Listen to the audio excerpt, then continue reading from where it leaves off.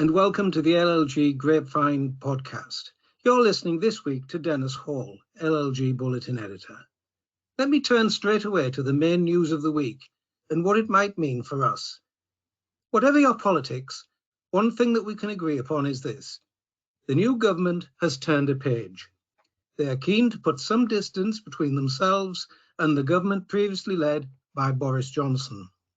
Last week saw new announcements and new plans. In short, a new direction for government policy. New Chancellor Kwasi Kwarteng announced a new growth plan, which was wide-ranging and dramatic, not least in its impact upon the money markets. But what does it all mean for local government?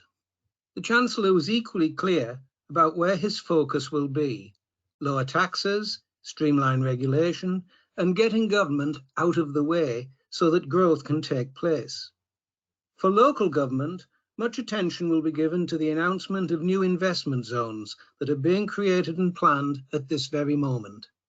These are to be developed in consultation with local authorities, but commentators say that many questions remain.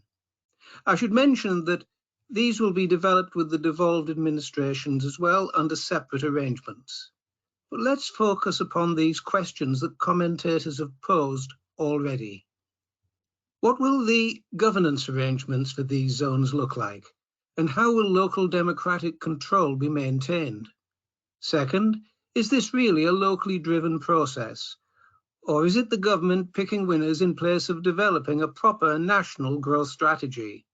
And finally, will the promised expression of interest process really be open, genuine and transparent? What will the assessment criteria actually be?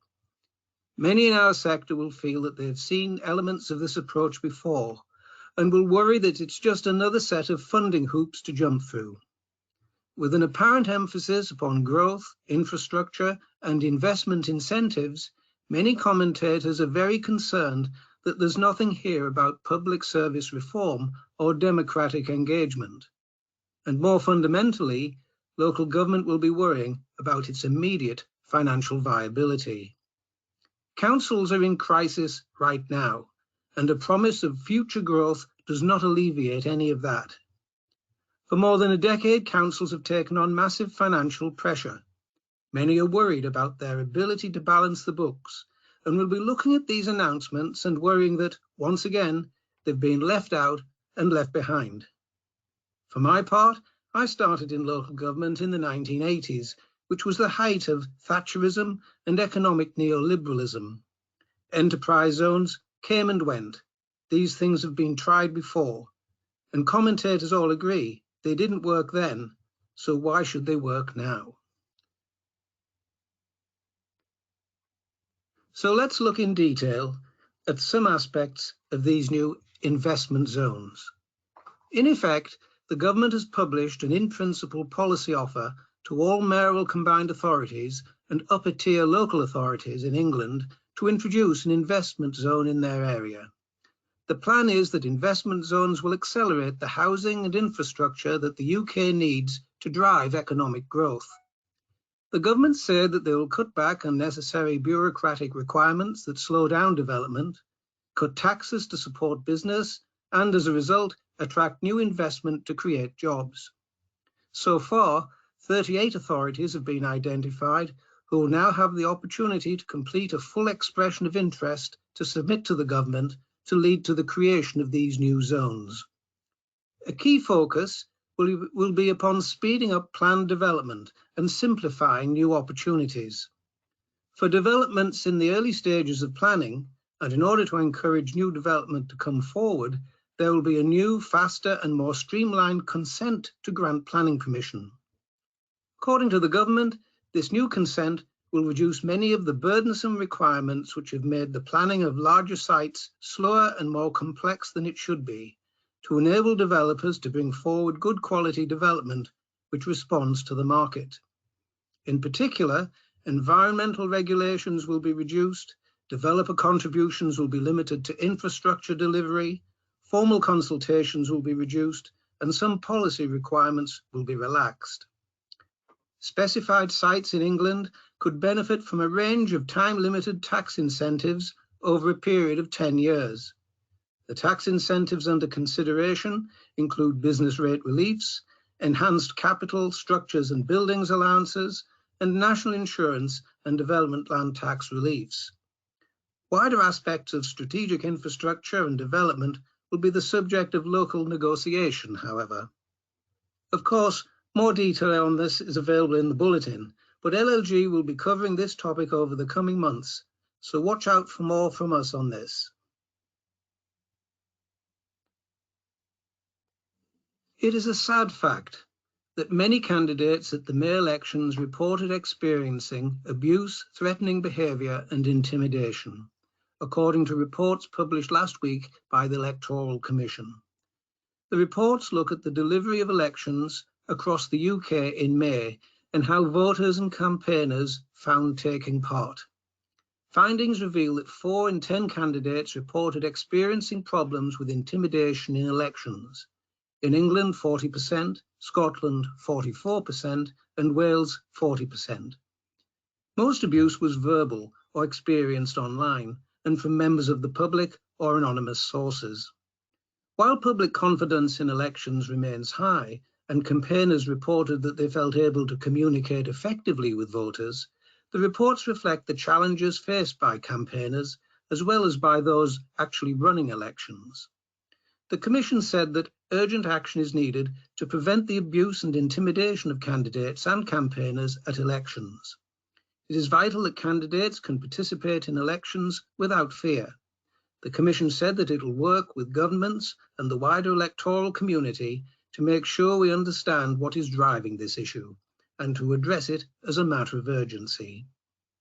The Elections Act, passed earlier this year, introduces a new electoral sanction for those found guilty of intimidating candidates, campaigners, and elected representatives.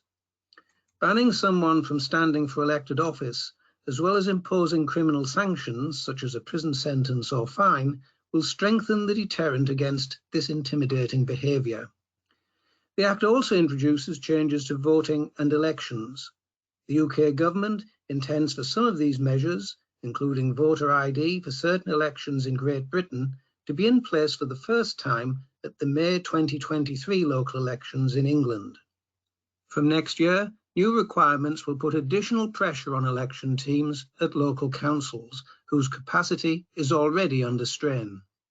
There have been significant delays in the development of the law that sets out the detail of these new requirements. The Commission are concerned about the impact that these delays could have on the effective implementation of the changes. The UK government should make sure that policies are introduced with proper funding and enough time for voters and election teams to prepare properly. Each year, the Centre for Governance and Scrutiny asks senior scrutiny officers, elected members and other officers about their attitudes, experiences and thoughts around the effectiveness and impact of overview and scrutiny, in order to gain in-depth insights into this important area. The report provides a comprehensive overview and summary of key analytical points from the actual survey. So, what makes for effective scrutiny?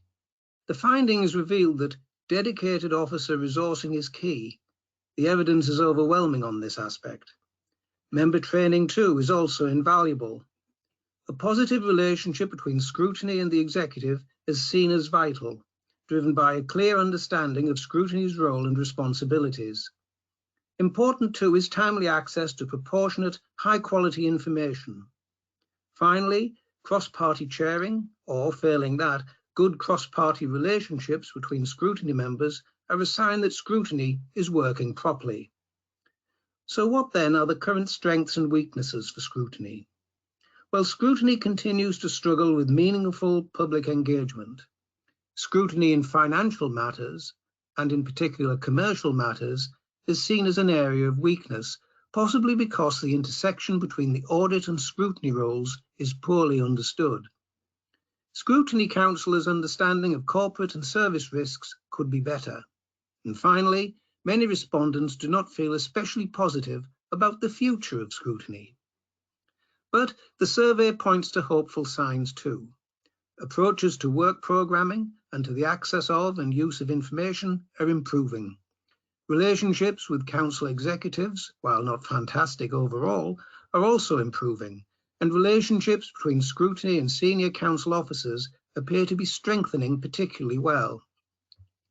Attitudes towards member training and development are positive, even if the officer resourcing position for Scrutiny remains fragile. There is a clearer understanding in many councils of what improvement actually looks like and the kind of steps necessary to deliver it. Now, this could all be seen as painting a fairly gloomy picture of Scrutiny and its strengths, weaknesses and prospects for improvement.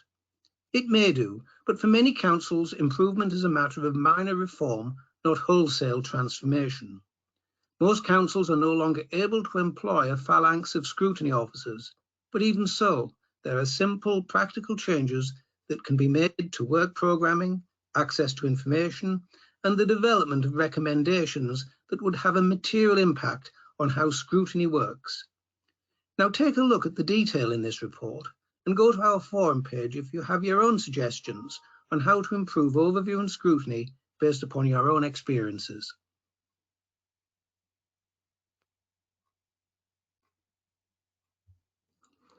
Public interest reports, or PIRs, are issued by local auditors under Section 24 and Schedule 7 of the Local Audit and Accountability Act 2014. They are a signal that governance is not what it should be. All monitoring officers will be interested in the current trends that are emerging in their use by auditors, and a timely report was published last week by Grant Thornton. PIRs and other forms of governance intervention are on the increase. The use of other auditor powers has also increased, for example, statutory recommendations and related actions such as the use of Section 114 powers. Now, while this still affects only a minority of councils, the growing trend is a real concern and serves as a reminder that things can go wrong anywhere, with potentially significant risks, including the prospect of government intervention. In their findings, Grant Thornton highlight that not all councils exercise appropriate care with public money, nor do they exercise appropriate governance, and not all have the capability to manage risk in both the short and long term. Over a decade of reduced funding from central government has seen councils become increasingly reliant on generating additional income to support frontline services. This has led to a number of local councils expanding commercialisation and developing different vehicles to facilitate this, including joint ventures and local authority trading companies. Some PIRs have shown that the failure of council-owned companies can have a significant financial and reputational impact on those councils. Monitoring officers should take a look at the detailed findings in this new report and the key themes from the latest set of interventions. These include cultural and governance issues, the failure to understand and manage the risks associated with external companies, the failure to address and resolve relationship difficulties between senior officers and members, financial capability and capacity, and finally, audit committee effectiveness. Now, do you work in a council where some form of governance intervention has already taken place? Share your experience with us on LLG's forum webpage.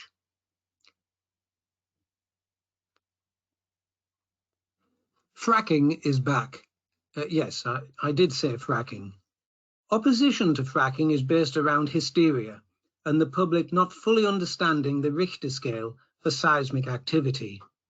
This is according to Jacob Rees-Mogg, whilst he was discussing with MPs the reasons for formally lifting the ban on drilling for shale gas in England.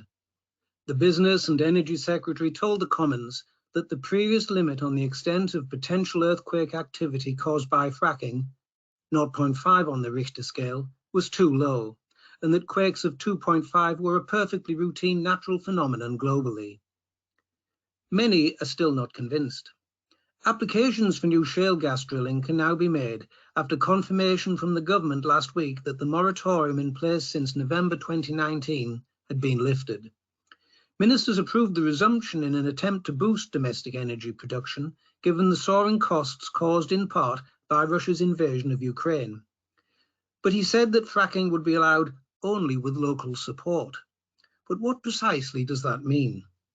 Responding to an urgent question from Labour after the resumption of fracking was announced without a common statement, Rees-Mogg faced heavy criticism from some Conservative MPs who noted that the pause on shale gas extraction was in the party's 2019 manifesto and repeatedly asked how local consent would be gauged. Rees-Mogg declined to answer this question, only saying that it would be up to fracking companies to offer financial incentives and that mass extraction of shale gas was in the national interest. The Guardian revealed last week that a leaked government commissioned report found that there'd been little progress in reducing and predicting the risk of earthquakes caused by fracking. Now, do you work in an area where there is local opposition to fracking? What issues are your council likely to face? Is there a role for scrutiny where there is significant local opposition? Let us know what you think by going to our forum page on the LLG website. And on that note, that's it for another edition of the podcast. You can read more about these items by going to Bulletin 36, available now on the LLG website. So it's goodbye from me once again, and thank you for listening. Have a good week.